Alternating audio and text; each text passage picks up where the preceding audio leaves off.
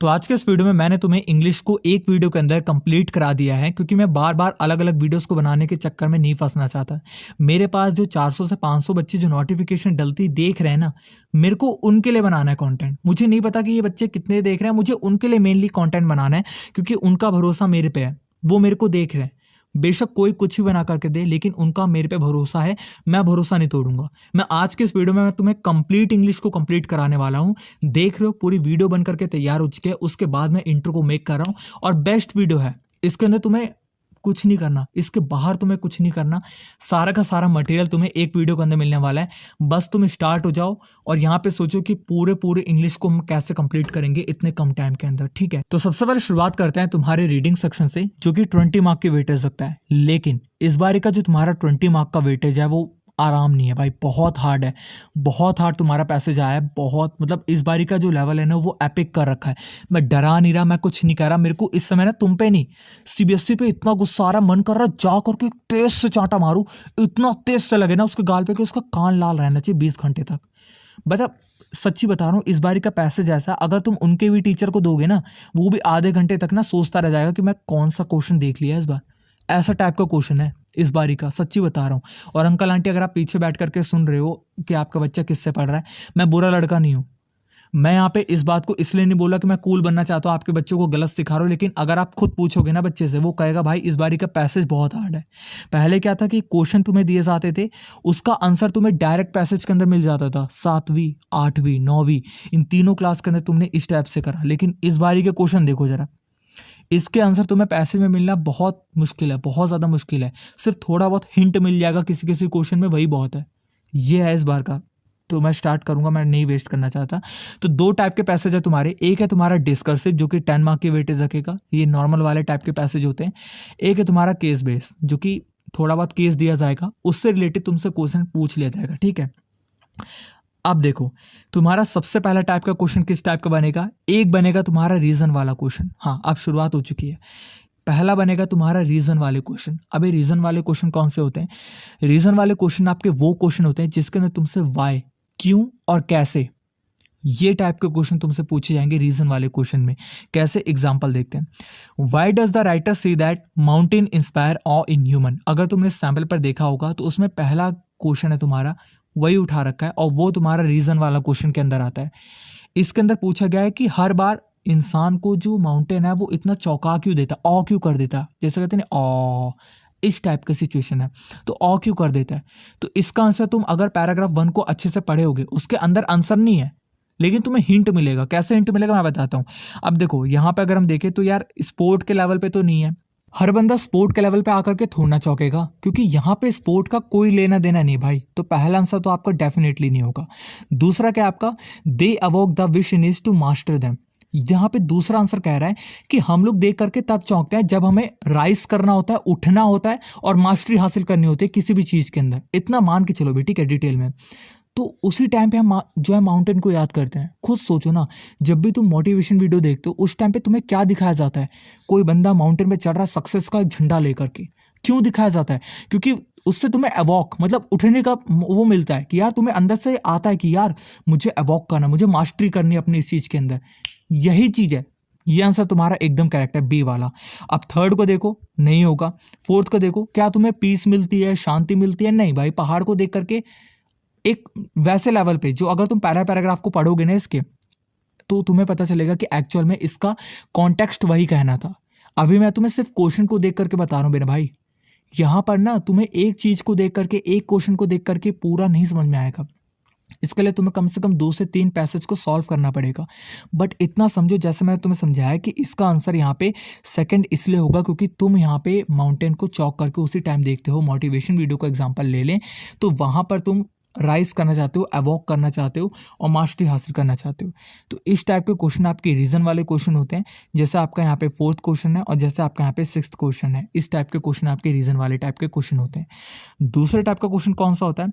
Analogy वाला question. अभी analogy वाला क्वेश्चन कौन सा होता है भाई? सिमिलर टाइप के जो भी वर्ड होते हैं, मीनिंग वाले वर्ड होते हैं, उसको हम एनालॉगी वाला कहते हैं। मत उलझो, ये हार्ड वर्ड है, बट हार्ड वर्ड पे मत ध्यान दो। इसके क्वेश्चन को देखो, यहाँ पे क्वेश्चन क्या लिखा है? Select the option that correspond to the following relation below. यहाँ पर तुम्हें ना इन दोनों वर्ड से मिलते जुलते वर्ड को यहाँ पे चूज करके बताना है। जैसे यहाँ पे ऊपर क्या लिखा हुआ है, the more incredible the mountains, इसके आगे एक डैश लगा है, द ग्रेटर द थ्रिल। अब यहाँ पे मोर इनक्रेडिबल और ग्रेटर, इन दोनों पे ध्यान दो और किसी पे ध्यान मत दो, मोर इनक्रेडिबल और ग्रेटर। अब इन दोनों से मिलते जुलते शब्द अगर आपको इन दोनों में कौन से पॉइंट्स में मिल रहे हैं, ए में आपका लिखा हुआ है हायर और लोअर, नहीं नहीं नहीं, ये आपका सिनोनिम टाइप के लग रहे हैं, एक सिमिलर टाइप का। मोर इनक्रेडिबल का मतलब क्या होता है, मोर का मतलब होता है ज़्यादा ना, और ग्रेटर का मतलब भी ज़्यादा होता है। मतलब दोनों यार ग्रेटर ग्रेटर की बात चल रही है, मतलब ज़्यादा ज़्यादा की बात चल रही है, चाहे मोर बोलो चाहे ग्रेटर बोलो। तो अगर हम देखें तो हायर और लोअर ये तो नहीं चलेगा पहला ऑप्शन, क्योंकि एक है ज़्यादा एक है कम। लेकिन ऊपर अगर हम क्वेश्चन में देखें तो दोनों में ज़्यादा ज़्यादा दिखा रहा है, तो पहला तो आपका डेफिनेटली नहीं होगा। दूसरा क्या आपका मोर और लेस, दूसरा आपका ठीक है वो भी नहीं होगा, क्योंकि यार दूसरा वाला लेस थोड़ा, दोनों ही ज़्यादा ज़्यादा है, तो ये भी नहीं होगा दूसरा भी। अब सी है आपका स्मॉल और बिग, यार ये भी कैसे होगा, स्मॉल होता है छोटा, बिग होता है बड़ा, तो सी वाला भी नहीं होगा। इसका आंसर होगा आपका सीधा डायरेक्ट डी। अरे हाँ यार, हैवियर और हायर, हैवी का मतलब होता है भारी, मतलब ज़्यादा, मुझे भाई ज़्यादा खाने में मज़ा आता है, ज़्यादा मतलब हैवी खाने में मज़ा आता है। और हायर का मतलब मुझे ऊंचाई तक पहुंचना, मुझे ज़्यादा पाना है, मुझे ये 2-4 चीज़ों से नहीं काम चलेगा, मुझे 2-4-100 चीज़ों से काम चलेगा, तो दोनों ही ज़्यादा होता है, मतलब डी इसका आंसर है। ये टाइप के क्वेश्चन आपके एनालॉजी वाले क्वेश्चन होते हैं, इन चीज़ों के ध्यान दो। इसका दूसरा आपका क्वेश्चन इस टाइप के क्वेश्चन होते हैं, इनको देखते चलना ठीक है। थर्ड आपका यहाँ पे इनफेरेंस टाइप के क्वेश्चन होते हैं, मीनिंग वाले क्वेश्चन। इसका एग्जांपल आपका ये है, इसके अलावा भी क्वेश्चन थे बट मैंने उनको नहीं ले रखा, तो इतना ध्यान दो कि मीनिंग वाले क्वेश्चन आपके अलग अलग टाइप के भी हैं। यही आपका जो एग्जांपल था सेकंड वाला क्वेश्चन, यही आपका इनफेरेंस वाले क्वेश्चन का एग्जांपल है, जो कि मीनिंग वाले क्वेश्चन होते हैं। इसके बाद आता है आपका जस्टिफिकेशन और सिमिलरिटी वाले क्वेश्चन। तुम्हें जस्टिफाई करने को कहा जाएगा, पैराग्राफ में से ही पूछे जाएंगे। जैसे यहाँ पे देखो, the writer compare training penance in the line the comes of the penance in rigorous training. अगर तुमने पैराग्राफ 2 को अच्छे से पढ़ा होगा तो तुम इनके बीच की सिमिलैरिटी को अच्छे से बता पाओगे। तो पैराग्राफ तुम्हें पढ़ना पड़ेगा। यही आपके टाइप के क्वेश्चन होते हैं जस्टिफिकेशन और सिमिलैरिटी वाले। इसके बाद आता है तुम्हारा वन वर्ड सब्स्टिट्यूशन, ठीक है। एक वर्ड तुम्हें दिया जाएगा, उससे रिलेटेड तुमसे पूछ लिया जाएगा, इस टाइप के क्वेश्चन होते हैं। एक है तुम्हारा सेंटेंस को कंप्लीट करने वाले क्वेश्चन, जैसे अगर तुम यहाँ पे मान सकते हो मतलब तुम्हें सेंटेंस छोड़ा जाएगा, उस सेंटेंस को तुम्हें कंप्लीट करना है, इस टाइप के क्वेश्चन होते हैं तुम्हारे। कुछ कुछ टाइप के क्वेश्चन होते हैं जो कि यार सिनोनिम्स, एनोनिम्स और बहुत सारे अलग अलग टाइप के क्वेश्चन बन जाते हैं, वो होते हैं तुम्हारे सेंटेंस और कंप्लीट वाले। एक बनता है तुम्हारे यहाँ पे चार्ट और टाइटल वाले। अब देखो चार्ट और टाइटल वाले कौन से होते हैं, ये होते हैं तुम्हारे चार्ट और टाइटल वाले, जो कि तुम्हारे केस बेस्ड में से तुमसे निकाले जा सकते हैं। एक चार्ट तुम्हें बता करके दिया जाएगा, 4 ऑप्शन तुम्हें दिए जाएंगे, इन ऑप्शन को तुम्हें चूज करके इसका आंसर जो है वो देना होगा। तो मेरी बात को अगर तुमने ध्यान से सुना होगा तो पैसेज के अंदर तुम्हें सबसे पहले एक चीज़ का ध्यान देना है, ये सारे टाइप के क्वेश्चन को अगर तुम अच्छे से सॉल्व करना चाहते हो, 5 मैं तुम्हें यहाँ पे ना नीचे डिस्क्रिप्शन में तुम्हें 5 एग्जाम्पल दूंगा 5 पैसेज के। उन 5 पैसेज को तुम अभी नहीं, इस वीडियो के बाद, अभी नहीं, 5 पैसेज को आराम से सॉल्व कर लेना। अगर तुमने 5 को आराम से पैसेज को सॉल्व कर दिया, तुम छठे पैसेज से ऑटोमेटिक खुद लगाने लग जाओगे, तुम्हें खुद पता चल जाएगा कि मुझे इस टाइप से अच्छा सॉल्व करना है। क्योंकि पैसेज इस बारी का बिना तुम्हारी प्रैक्टिस करे नहीं सॉल्व कर सकते बेटा, नहीं सॉल्व कर सकते भाई मेरे यार, मेरा दोस्त है तू, मेरा पक्का दोस्त है तू, ठीक है।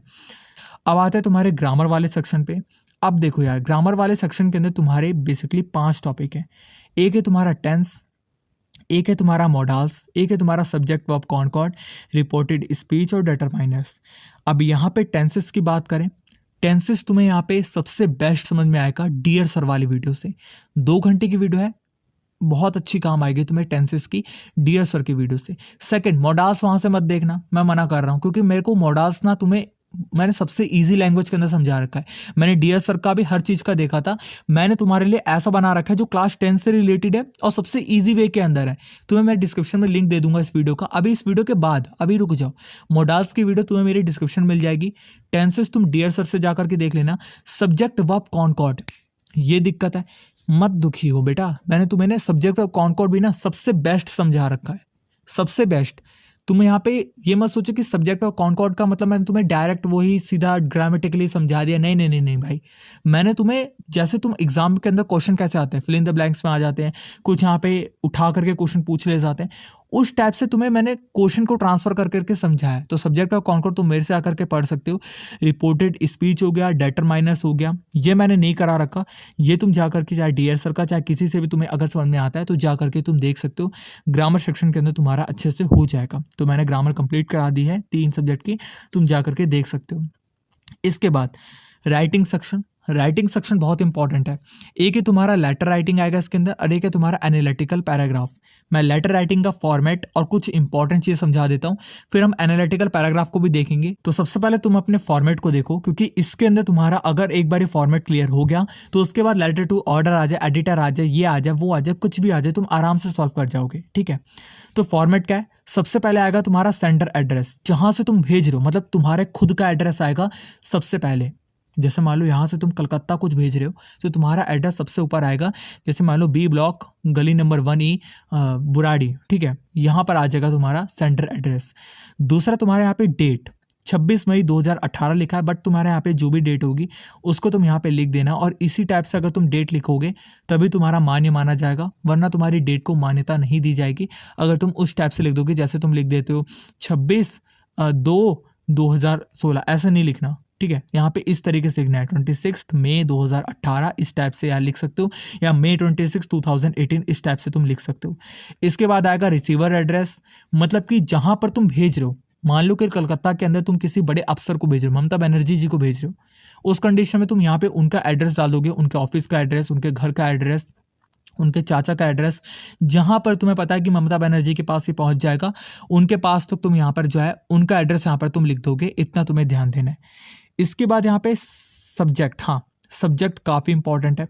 सब्जेक्ट के अंदर एक चीज़ का ध्यान देना, तुम्हारा एक लाइन से ऊपर नहीं जाना चाहिए। जैसे मान लो कि अगर तुम्हें सब्जेक्ट दिया गया है कि पानी की किल्लत है, तुम्हें उसके लिए तुम्हें यहाँ पे लिखना है, तो तुम क्या लिखोगे कि मुझे पानी की किल्लत है, मुझे पानी चाहिए, तुम पानी नहीं दे रहे हो इसलिए मैं तुम्हें लिख रहा हूँ। ऐसा नहीं, सब्जेक्ट ये थोड़ा है सिर्फ टू वांट वाटर, तुम लिख सकते हो कुछ भी टाइप का बना करके। तो एक लाइन के अंदर तुम्हारे यहाँ पे जो है सब्जेक्ट होना चाहिए, बहुत ही छोटा और क्रिस्प और एकदम एक्यूरेट, जो कि उससे रिलेट करे। ऐसा नहीं कि पानी के ऊपर था तुम लिख दे कि माय फेवरेट फूड, अबे यार फूड का क्या लेना देना उस पानी से। ठीक है, तो इस टाइप से तुम्हें यहाँ पे सब्जेक्ट लिखना है। उसके बाद तुम्हारे यहाँ पे सैल्यूटेशन आएगा, dear sir, dear ma'am, dear कुछ करके तुम लिख सकते हो। उसके बाद तुम्हारे यहाँ पे सब्जेक्ट आएगा, body of the letter, introduction 1 से 2 लाइन के अंदर। फिर उसके बाद कंटेंट आएगा पैराग्राफ 2 में। पैराग्राफ 3 में तुम यहाँ पे एंड कर रहे होगे कॉम्प्लीमेंट्री दे करके, और इसके आगे तुम्हारे यहाँ पे योर ऑबिडेंटली, फेथफुली, ट्रूली, सिंसियरली ये लिख करके साइन करो, नाम लिखो, पता लिखो। तुम्हारा यहाँ पे पूरा का पूरा जो है फॉर्मल लेटर का फॉर्मेट कंप्लीट। अब देखो, अगर तुम्हारे यहाँ पे लेटर टू एडिटर आ जाता है तो उस कंडीशन में तुम लोग इन 3 चीज़ों का ध्यान दो, ये 3 चीज़ें अच्छे से पढ़ लो। Deal with introduce of the problem in brief, पहले पैराग्राफ के अंदर तुम्हें उस प्रॉब्लम के रिलेटेड क्या था, क्या डील करने वाले हो, उसके रिलेटेड लिख दो। मैं तुम्हें एग्जाम्पल के साथ समझा देता हूँ। ये जो लाइन देख रहे हो ना नीचे, some possible opening sentences of this, ये ओपनिंग सेंटेंसेस को तुम अपनी स्टार्टिंग में लेटर के रख लेना। जो तुम्हारा सब्जेक्ट के बाद जो स्टार्ट करोगे लेटर का बॉडी जो होती है ना, उसके कुछ यहाँ पे लेटर टू एडिटर के तुम्हारे एग्जाम्पल लिखे हुए हैं। I am a resident of, मैं कहाँ रहने वाला हूँ, बुराड़ी का, दिल्ली के अंदर। I am writing this letter to express my views on, इसके ऊपर अब तुम लिखना स्टार्ट कर दो अपने लेटर को। लेटर टू एडिटर हो गया। अब तुम्हारे यहाँ पे मान लो कि कंप्लेंट का लेटर है, अब तुम कंप्लेंट के लेटर को किस तरीके से लिखोगे, इस टाइप से लिखोगे जो कि तुम्हारा लिखा हुआ है, लेकिन इसको लिखने का थोड़ा सा अलग टाइप का तरीका होता है। जैसे यहाँ पे कंप्लेंट लिखी हुई है, अब तुम इस कंप्लेंट को इस तरीके से लिखोगे। एग्जाम्पल मैं तुम्हें डिस्क्रिप्शन में PDF को लगा दूंगा, तुम जा करके देख सकते हो। तो यहाँ पर तुम्हारा लेटर कंप्लीट। तो एनालिटिकल पैराग्राफ एक्चुअल में तुम्हारा है क्या ये तुम्हारा फॉर्मेट के लेवल पे हो जाएगा? बिल्कुल नहीं होगा। मैं तुम्हें अगर फॉर्मेट बता दूं, तुम नहीं सॉल्व कर सकते बिना प्रैक्टिस के। एनालिटिकल पैराग्राफ पूरा का पूरा आपके प्रैक्टिस पे बेस है। जैसे तुमने यहाँ पे discursive paragraph, descriptive paragraph class 9th के अंदर किया होगा ना, उसी टाइप से आपका ये है। तुम्हें यहाँ पे एक ग्राफ बना करके कुछ लाइंस ऊपर लिखी हुई हैं, उन लाइंस से रिलेटेड तुम्हें यहाँ पे एक पैराग्राफ को तैयार करना है, वही है तुम्हारा एनालिटिकल पैराग्राफ। जैसे यहाँ पे एक तरीके से पॉवर्टी को लेकर के इंडिया के अंदर कैसे कैसे स्टेट के अंदर कैसे कैसे चेंजेस आए, कैसे कैसे चेंजेस हो रहे हैं, उसके ऊपर तुम्हें एक पैराग्राफ दिया गया है, इसके ऊपर तुम्हें यहाँ पे लिखना है। तो कैसे लिखोगे मैं तुम्हें फॉर्मेट बता देता हूँ। इसके बाद कुछ एग्जाम्पल होंगे डिस्क्रिप्शन में, वहाँ से डाउनलोड कर लेना, उतना तुम्हारे लिए इनफ होगा। पहले आएगा तुम्हारा एक टाइटल, एक ऐसा टाइटल देना जो कि उससे रिलेट करे। जैसे यहाँ पे पॉवर्टी से रिलेटेड था तो इसको पता था कि अगर मैं पॉवर्टी टाइटल डालूंगा तो मेरे को अच्छे से समझ में आ जाएगा। But a perennial problem in India, ये थोड़ा सा हार्ड हो गया यार। ये पेरेनियल मेरे से बोला भी नहीं जा रहा। तुम, ये मैं आपके सिचुएशन, मेरी दोनों की सिचुएशन बता रहा हूँ, तो इतना हार्ड मत रखना। ये तो देखो, किताब वालों को क्या है, बिल गेट, एलन मस्क बनने का शौक है।